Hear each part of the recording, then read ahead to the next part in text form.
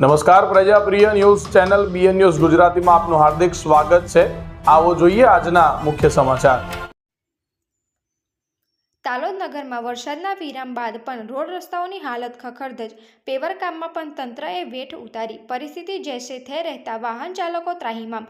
રાહદારીઓ અને વાહન ચાલકોને સમયે ઈંધણ અને મેન્ટેનન્સને થતી અસરથી લોકોમાં રોષ। સરકારના ચૂંટાયેલા પ્રતિનિધિઓ ક્યાંય દેખાતા નથી।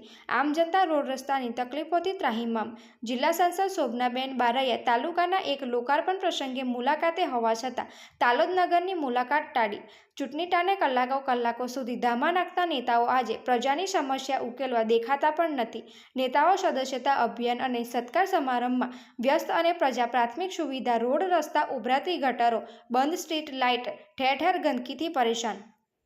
નીડર, નિષ્પક્ષ તેમજ પ્રજાપ્રિય ન્યૂઝ નેટવર્ક એટલે કે BN news Gujarati. BN news ગુજરાતીના ફેસબુક પેજને સર્ચ કરી લાઇક તેમજ ફોલો કરો। સાથે જ ઇન્સ્ટાગ્રામ પેજને પણ ફોલો કરો તેમજ યુટ્યુબ ચેનલને પણ સબસ્ક્રાઇબ કરો।